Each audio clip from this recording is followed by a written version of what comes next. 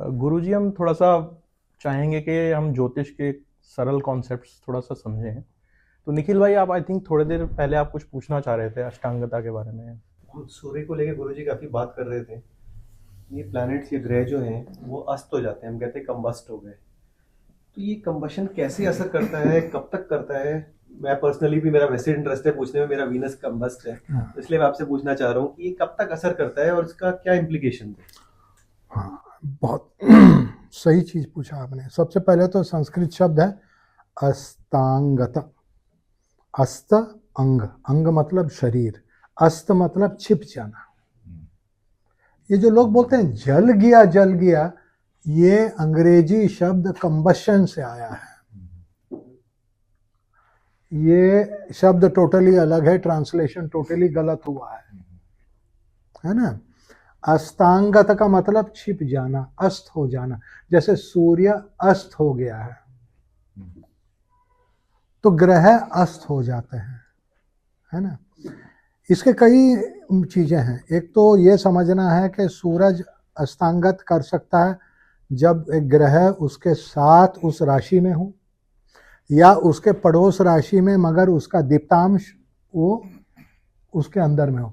जैसे कि चांद अगर 12 डिग्री के अंदर है तो चांद भी जल जाता है। हम शब्द जल जाता है जो बोल रहे हैं वो गलत है, छिप जाता है। अस्तांगत का मतलब छिप जाना, दिखाई ना, to hide, to go into hiding, to set. जैसे सनसेट, सूरज छिप गया है। सूर्य अस्त हो गया का मतलब सूरज छिप गया है, वो जल नहीं गया है। सूरज जलता, वो तो सदैव जलते रहते हैं, है ना। तो पहले तो अस्तांगत को समझो, चीज क्या हो रहा है जी। एक ग्रह जल गया है बोलना तो गलत है, गलत बोल रहे हो आप। ग्रह को जलाना सिर्फ मंगल कर सकता है, सूरज कोई ग्रह को जला नहीं सकता। ध्रुव ग्रह और दूसरे ग्रहों को जला सकते हैं, एक है मंगल और एक है केतु। मंगल आग से जलाता है, सूरज केतु वो आग से जलाता है जो आंखों को दिखता नहीं। आप जब कोई तिल्ली से आग जलाते हो वो आग दिखता है ना, वो जो आग दिख रहा है उससे आप कोई भी चीज जला सकते हो, उसको मंगल बोलते हैं। इसी कारण अग्नि तत्व का स्वामी जो है मंगल है। तो अगर हम अष्टांगत की बात करते हैं तो ग्रह अष्टांगत होना मतलब वो ग्रह सूरज के दीप्तांश के पास है, या तो वो सूरज के साथ हैं, इट इज विथ सूर्य, या उसके सेकेंड हाउस में है। अगर सूरज बाउंड्री के पास है, उसके बगल में है। सूरज पीछे में है, संक्रांति के पास है, तो उसके पीछे वाले राशि में भी हो सकता है जी। ये 3 सिचुएशन आते हैं, एक साथ में बैठ के अष्टांगत होना, एक बगल में अष्टांगत होना। बट अष्टांगत का मतलब छिपना। एक ग्रह अगर छिपा हुआ है तो वो अच्छा है या बुरा है, ये दूसरी बात है। वो छिपा है, वो गुप्त है, वो लुप्त है। वो गुप्त भी है और लुप्त भी है, वो छिपा है। चांद जैसे बोलते हैं अमावास को छिप जाता है। चांद अमावास को कहाँ छिपा है? वो पेड़ में छिपा है। अब एक व्यक्ति अमावास में जन्म ले लिया, कई कुंडली आप देखोगे अमावास का कुंडली है, अमावास्या birth. This people are going to, मंदिर जा रहे हैं, पूजा कर रहे हैं, पंडित इतने कॉस्टली पूजा कर रहे, कोई रिजल्ट नहीं, कोई फल नहीं। क्यों? क्योंकि भाई आपका जन्म ही अमावास को है। अमावास को you can only get result अगर आपका जन्म के अमावास को है, तो आपको जाना है पेड़ के पास। You want to worship Shiv, बेल के पेड़ के मूल में आपको रास्ता मिलेगा। Worship Shiva at the bel पेड़, अमावास नहीं लगेगा आपको। आपको कृष्ण को पूजना है, पीपल के, कदम्ब के पेड़, कदम्ब का पेड़ खोजो और उसके मूल में कृष्ण को नमन करो, कृष्ण मिल जाएंगे। काली को करना है, नीम के पेड़ के जड़ में करो, काली मिल जाएंगे। तो यू शुड नो, ये ज्ञान होना चाहिए कि कौन से पेड़ कौन से देवता के साथ जुड़े हैं, और ये देवता इन पेड़ में इसलिए मिलते हैं क्योंकि अगर वो ना मिले तो अमावस से हम कैसे बचें, है ना। तो इसी तरीके से अमावस तब होता है जब चांद सूरज के पीछे होता है। तो अष्टांगत में हमें यह देखना पड़ता है कि ग्रह पीछे है या आगे है। आगे में पेड़ में मिलेगा, पीछे में पेड़ में मिलेगा, आगे में कोई दूसरा उपाय होना चाहिए। जल तत्व बोलते हैं, नदी में मिलेगा। तो दो प्रकार के अष्टांगत को हमने अभी प्रमाण दिया। एक ग्रह सूरज के पीछे होकर अष्टांगत हो गया, एक ग्रह सूरज के आगे होकर के अष्टांगत हो गया। जो सूरज के पीछे अष्टांगत हुआ उसके लिए पेड़ के पास जाना है, जो सूरज के आगे अष्टांगत हुआ उसके लिए नदी में जाना है। तो एक तो दो उपाय भी बता दिए हम आपको, ये बहुत, और क्लैरिटी, बहुत क्लैरिटी। मैं कहां से जड़ कहां से आता है, चांद से आता है, पेड़ से। दूसरी बात यह है कि ग्रह अष्टांगत होने का क्या है, लुप्त हो गया। ये लुप्त होने का मतलब क्या है,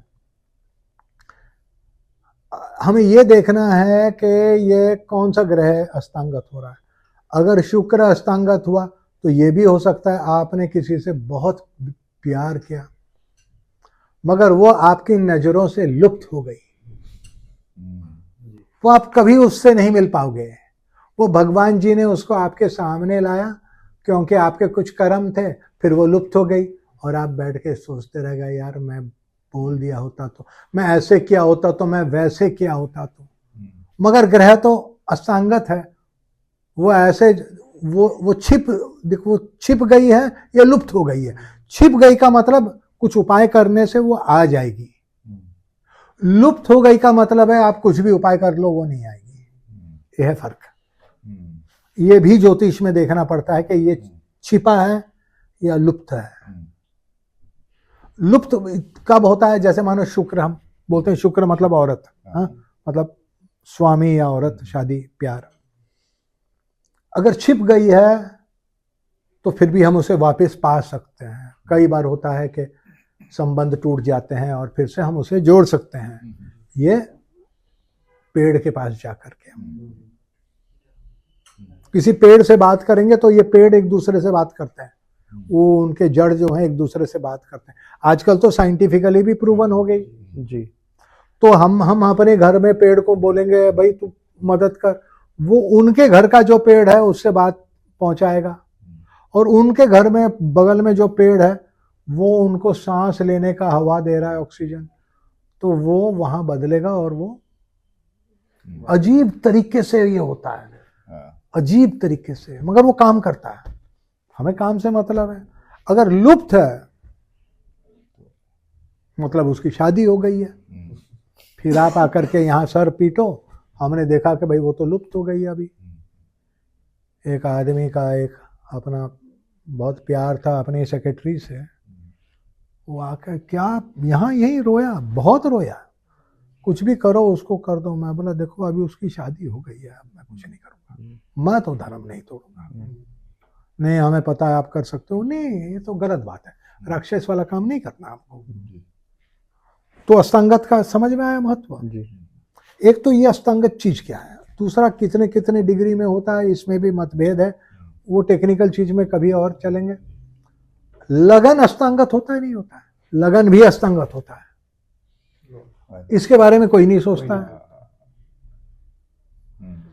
सूरज जब सप्तम भाव में होता है तो आपका जन्म ही सूर्य अस्त में हुआ है जी। तो सूरज अगर सप्तम भाव में है तो लगन अस्त है, आप ही गायब हो गए, आप ही लुप्त हो गए। बड़े बड़े फिल्म स्टार लुप्त हो जाते हैं, गायब हो जाते हैं। परवीन बाबी कहाँ है आज, गायब हैं। मगर हेमा मालिनी अभी तक नहीं है। वो फिल्मी दुनिया से हस्तांगत हो गई है मगर लुप्त नहीं हुई है, वो तो एमपी बनी बैठी है। हस्तांगत व्यक्ति का गति बदल देता है। सूर्य का भी फिर सूर्य की जो डिग्री है और वो लगन की डिग्री हाँ, उसके अनुसार, उससे अनुसार पता चलेगा कि ये पेड़ के साथ जुड़ा है या नदी के साथ जुड़ा है। आत्मकारक एक ग्रह होता है जी, उसका उसका भी हम देखते हैं इस तरीके से, जैसे हम लगन का देखते हैं आत्मकारक, क्योंकि आत्मकारक भी एक लगन है, आत्मा का लगन होता है। जी,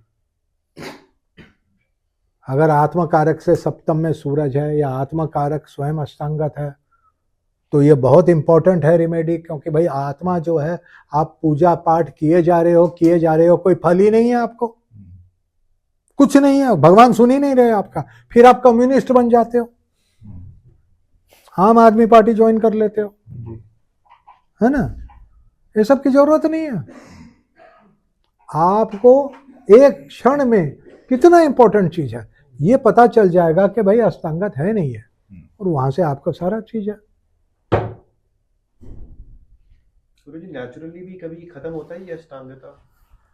हर एक चीज का भाई, अगर जिससे आप प्यार कर रहे हो वो लुप्त हो गई है तो खत्म, मामला तो टेक्निकली खत्म है, मगर आपका दिल कितना रोएगा वो आपका दिल के ऊपर है। आप या तो साहिर लुधियानवी बन जाओगे, तब हम सब वाह वाह करेंगे, भगवान जी ये भी अच्छा किया इसकी शादी नहीं की, वरना इतने सुंदर गाना कहां से आता। क्योंकि वो जल जो है, वो पानी जो है, वो तो कहीं तो जाएगा, वो आपके शब्दों में आ गया और आप इतने बड़े लेखक बन गए। अगर शादी हो गई होती तो शायद ऐसे नहीं लिखते। आपने गुरुजी ये भी बताया था कि अष्टांगत होना अलग है और जलना अलग है। हाँ, तो आपने ये भी बताया कि मंगल और केतु जैसे ग्रह हैं वो जला देते हैं। हाँ, लोग जलन के बारे में कुछ जानते ही नहीं है, तो हम क्यों उस पर अभी चर्चा करें, जी, छोड़ दो उसको, ठीक है, उसको कभी और अगली जलन बार। के बारे में, जी, है ना। जलना भी बहुत अजीब सी चीज है। जी, पुरुष का जलना और स्त्री का जलना अलग है। पुरुष का जलना दिखता है, मंगल जल रहा है। देखो, मैं जब पुरुष बोलता हूं ये मर्द या स्त्री की बात नहीं कर रहा हूं, जी, ये पुरुष, हर व्यक्ति के अंदर में कुछ पुरुष का अंग है और कुछ स्त्री का भी अंग है।